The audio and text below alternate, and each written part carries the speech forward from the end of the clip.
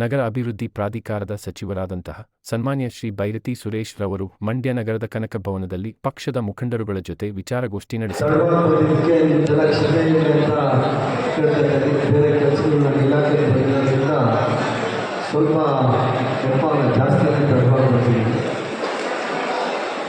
ಮಂಡ್ಯ ಜಿಲ್ಲೆಯ ಐದು ವರ್ಗಗಳ ಎಲ್ಲ ನನ್ನ ಪ್ರೀತಿಯ ಬಂಧುಗಳೇ, ವೇದಿಕೆ ಮೇಲೆ ಬಹಳಷ್ಟು ಜನ ನಿಲ್ಲಿಸಿದ್ದೀರಿ.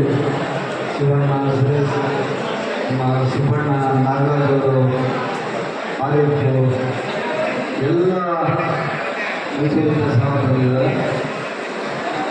ನಿಮಗೆಲ್ಲರಿಗೂ ನಾನು ಧನ್ಯವಾದಗಳನ್ನು ತಿಳಿಸ್ತಾ ಇದ್ದೀನಿ. ಈಗ ಬೆಳಿಗ್ಗೆನೇ ಅಂದ್ಕೊಂಡಿದ್ದು ಸಾಯಂಕಾಲ ಬರಬೇಕು ಅಂತ.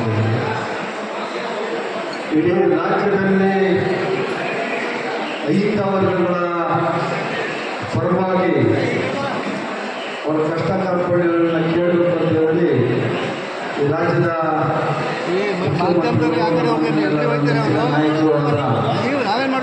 ಸಿದ್ದರಾಮಯ್ಯ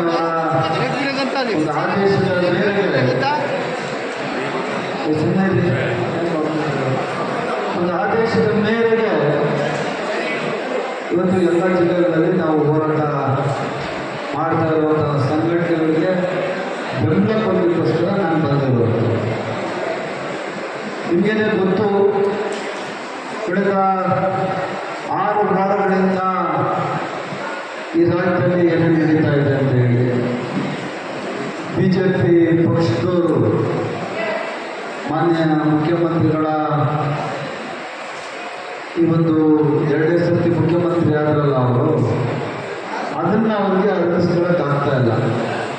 ಕೇಂದ್ರದಲ್ಲಿರುವಂಥ ಬಿಜೆಪಿಯವರಿಗೂ ರಾಜ್ಯದಲ್ಲಿರುವಂಥ ಬಿಜೆಪಿಯವರು ಈ ರಾಜ್ಯದಲ್ಲಿ ಇಷ್ಟೊಂದು ಸುದೀರ್ಘವಾಗಿ ರಾಜಕಾರಣ ಮಾಡುವಂಥ ವ್ಯಕ್ತಿ ಹಿಂದುಳಿದವರಾಗಲಿ ಮುಂದುವರೆದಾಗಲಿ ಇತ್ತೀಚಿನ ವರ್ಷಗಳಲ್ಲಿ 30 ವರ್ಷಗಳಲ್ಲಿ ಸಿದ್ದರಾಮಯ್ಯನವರೇ ಬಂದರು.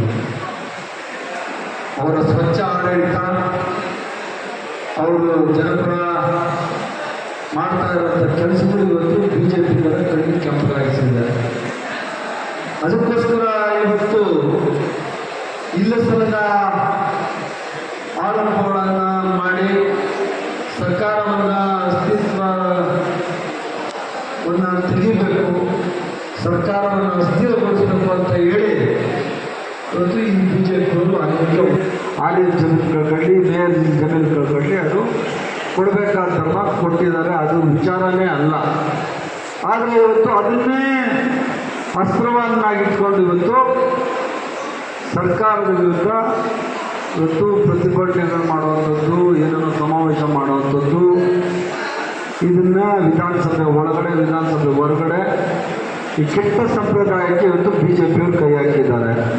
ಇದನ್ನೆಲ್ಲ ನೀವು ವಿರೋಧಿಸಬೇಕು ಅಂದರೆ ನೀವು ಕಾಂಗ್ರೆಸ್ ಪಾರ್ಟಿ ಜೊತೆ ಇರಬೇಕು, ಸಿದ್ದರಾಮಯ್ಯನವ್ರ ಜೊತೆ ಇರಬೇಕು. ಮುಖ್ಯವಾಗಿ ಈ ದೇಶ ಕಂಡಂಥ ಅಪ್ರತಿಮ ರಾಜಕಾರಣಿ, ನಿಷ್ಠಾವಂತ ರಾಜಕಾರಣಿ, ತನ್ನ ಮೇಲೆ ಯಾವುದೇ ಆಪಾದನೆಗಳಿಲ್ಲದಂತೆ ರಾಜಕಾರಣ ಮಾಡ್ಕೊಂಡ್ಬಿಡ್ತಾ ಇರುವಂಥ 40 ವರ್ಷಗಳಿಂದ ಯಾರಾದರೂ ಈ ದೇಶದ ರಾಜಕಾರಣಿ ಇದ್ದರೆ that is first and last Siddaramaiah ಅಂತ. ಸೊ ನಿಮಗೆ ಗೊತ್ತು, ಬೇರೆ ಜನಾಂಗದವ್ರು ಬಿಟ್ಬಿಡಿ, ಹೈಯೆಸ್ಟು ಸಿದ್ದರಾಮಯ್ಯನವ್ರನ್ನ ಈಗಳಿತಾ ಇರೋದು, ಸಿಂಗ್ಲರ್ ಮಾತಾಡ್ತಾ ಇರೋದು ನಿಮ್ಮ ಹೆಸರಪ್ಪ ಹೆಸರು